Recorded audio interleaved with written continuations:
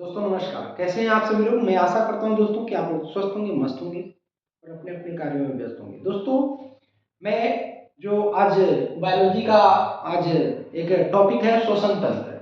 ये श्वसन तंत्र जो है एक टॉपिक है, उसके बारे में मैं आज आप लोगों को जो है गहराई से बताऊंगा। जो आजकल की जो एग्जाम है उसमें जो है बायोलॉजी का अहम भूमिका है, साइंस का अहम भूमिका है। बिना साइंस के आप किसी भी एग्जाम को आप क्रैक नहीं कर सकते हैं। इसलिए मेरा प्रयास है कि टॉपिक बाय टॉपिक जो है, पॉइंट्स बाय पॉइंट्स जो है इसको क्लियर करते चले। तो एनसीईआरटी बुक से आप अगर पढ़ रहे हैं तो कहीं ना कहीं जो है आपको उसका फायदा बहुत ज्यादा मिलने वाला है।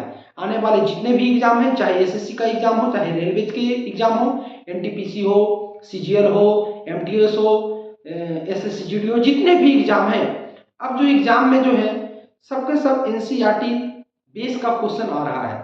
तो चलिए मैं शुरुआत करता हूं। शुरुआत करने से पहले आप सभी से रिक्वेस्ट है, चैनल पे नए हैं तो चैनल को जरूर सब्सक्राइब करें, वीडियो को लाइक करें और ज्यादा से ज्यादा मित्रों के बीच में शेयर करें।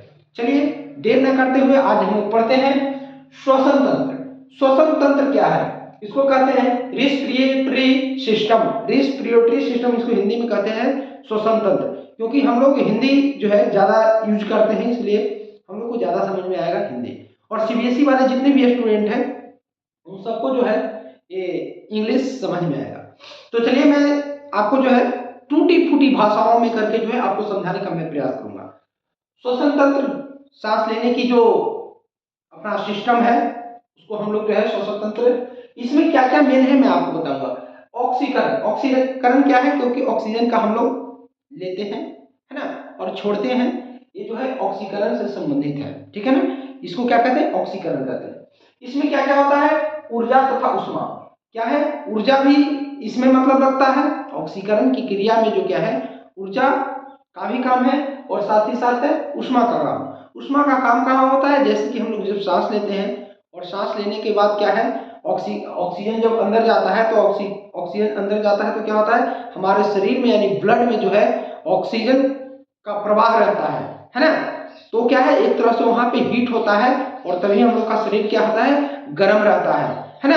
और जब हम लोग क्या करते हैं, श्वसन की क्रिया करना बंद कर देते हैं, जैसे कि किसी व्यक्ति का अगर डेथ होता है तो क्या होता है, श्वास बंद हो जाता है। यानी ऑक्सीजन का लेना और देना जो है, मतलब अंदर लेना और बाहर करना जो है, ये बंद होता है। और बंद करने के बाद क्या होता है कि वो व्यक्ति क्या होता है, डेथ हो जाता है उसका, है ना, डेड हो जाता है।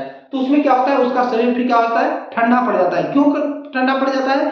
क्योंकि ऑक्सीजन का प्रवाह जब होता है तो एक अलग जो है ऊर्जा उत्पन्न होता है और साथ ही साथ क्या होता है, हीट होता है। क्योंकि जब प्रवाह जब होगा पूरे बॉडी में, रक्त संचार होता है तो क्या होती है, गर्मी पैदा होती है और उससे हमारा शरीर क्या होता है, हीट होता है। चलिए उसके बाद चलेंगे अपचाई। अपचाई क्या होता है? अपचाई है कैटोबॉलिक, इसको कहते हैं कैटोबॉलिक कहते हैं अपचाई को। इसमें क्या होता है कि जैसे ऑक्सीजन है, ऑक्सीजन टूटता है ना, और टूटने के बाद अलग अलग जो है उसमें बढ़ जाता है। इस क्रिया को क्या कहते हैं, अपचाई करने का मतलब होता है टूटना, है ना। जैसे हम लोग लेते हैं और जाकर जो है हीमोग्लोबिन से मिलने के बाद जो है, जैसे कार्बन डाइऑक्साइड भी जाता है और उसके बाद टूटता है ना। वो तो आगे मैं बताऊंगा विशेष रूप से। तो टूटना क्या होता है, अपचाई होता है। किसी चीज का जो है अंदर टूटना जो है वो अपचाई है। अब मैं जब आपको बताना चाहता हूं दोस्तों कि श्वसन अंग, श्वसन अंग कौन कौन से इंपॉर्टेंट है आपके, ये ज्यादा इंपॉर्टेंट है ना। श्वसन अंग, श्वसन अंग क्या होता है मैं आपको समझाने का प्रयास कर रहा हूं कि अलग अलग जीवों में, है ना, अलग अलग जीवों में क्या होता है कि अलग अलग श्वसन तंत्र होते हैं। श्वास लेने का जो है अलग अलग अंग होता है ना। तो मैं समझाऊंगा। तो स्तनधारी, जैसे हम लोग स्तनधारी हैं और स्तनधारी जो है फेफड़ा से यानी कि लंग्स से जो है सांस लेते हैं। जैसे हम लोग जब बचपन में थे, जब छोटे थे, चाहे और भी अभी भी जो छोटा बच्चा है, अगर उससे आप पूछेंगे कि बाबू किससे श्वास लेते हो, सांस किससे लेते हो, तो क्या बोलेगा, नाक से, है ना। और जब नाक से लेते हैं, नकियों बंद कर देते हैं, तो क्या होता है, मुंह से श्वास लेते हैं। तो ये मेरा श्वसन अंग नहीं है, मेरा श्वसन अंग नाक नहीं है। तो श्वसन अंग है क्या? तो श्वसन अंग जो है हम लोग का क्या है दोस्तों, फेफड़ा, जिसको इंग्लिश में कहते हैं लंग्स, है ना। फेफड़ा क्या है, जैसे हम लोग श्वास लेते हैं यहां से, है ना, ये फेफड़ा है, ठीक है ना, और छोड़ते हैं तो डाउन होते हैं। तो यानी लंग्स जो है, लंग्स के माध्यम से हम लोग क्या करते हैं, स्तनधारी, स्तनधारी क्या है, जो अपने बच्चे को जन्म देता है और दूध पिलाता है वो स्तनधारी होता है ना। यानी लंग्स से यानी फेफड़ा से क्या करते हैं, श्वसन करते हैं हम लोग, है ना। उसके बाद आता है कीट। कीट का ये सबसे ज्यादा जो चिलेबल क्वेश्चन है, ये बहुत बार पूछता है कि कीट जो है किस अंग के द्वारा, है ना, श्वसन की क्रिया करते हैं। इसको कहते हैं श्वास नली हिंदी में, और इंग्लिश में इसको कहते हैं ट्रैकिया। ट्रैकिया से क्या होता है कि कीड़े मकोड़े जो हैं, ट्रैकिया उनका श्वसन अंग है, उससे क्या करते हैं, वो श्वसन की क्रिया करते हैं, यानी उसको हिंदी में श्वास नली कहते हैं। ठीक है, समझ गए होंगे।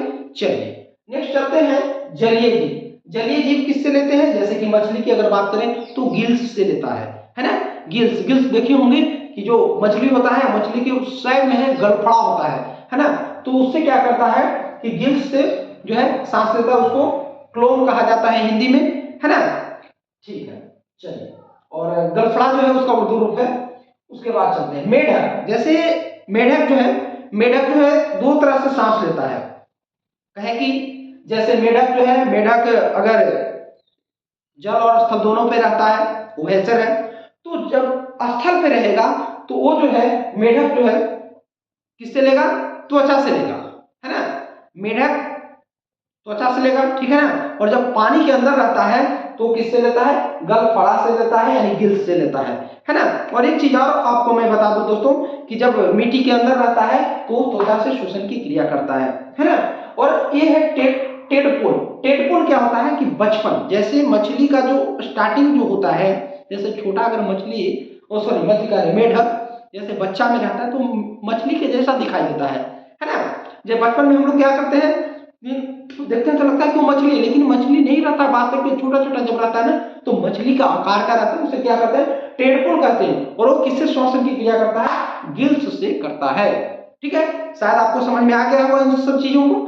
चलिए आप शेयर भी करते चलेंगे। उसके बाद दोस्तों मैं आपको बताने का प्रयास करूंगा श्वासोच्छ्वास।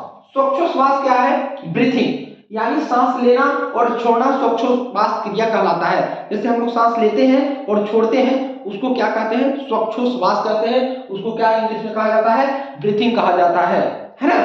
तो चलिए चलते हैं, इसमें दो क्रियाएं होती है। एक जो है हम लोग सांस यानी कि अंदर लेते हैं और दूसरा क्या करते हैं, बाहर छोड़ते हैं। तो इसमें जानने का प्रयास करेंगे कि अंदर जब लेते हैं तो कौन, जैसे वायुमंडल में जो गैसें हैं, जैसे हम लोग अभी खुले वायुमंडल में जी रहे हैं, है ना, चल रहे हैं, तो इसमें कौन कौन सी गैसें हैं और उसको हम लोग ग्रहण कर रहे हैं। उसके बाद लेते हैं, उसके बाद छोड़ते कितना % है, उसके बारे में मैं आपको आज बारीकी से समझाऊंगा, तो इसको आप ध्यान से देखेंगे।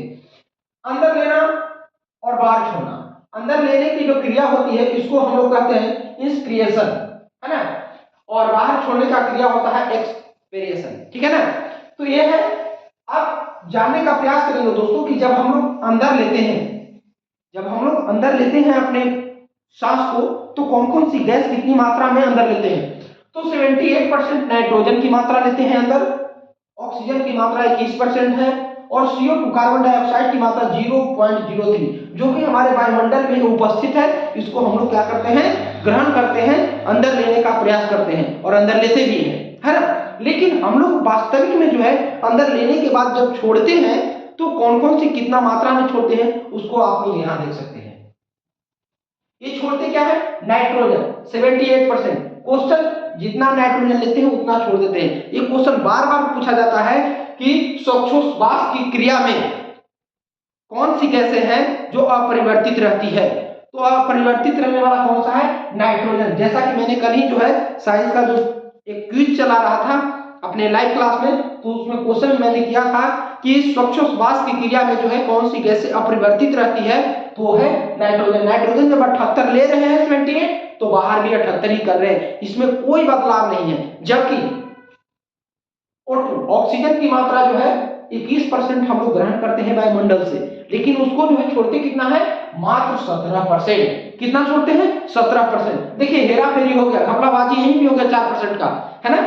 तो ये जो है याद करने वाला चीज ये है टॉपिक, इससे क्वेश्चन आपके आएंगे, है ना।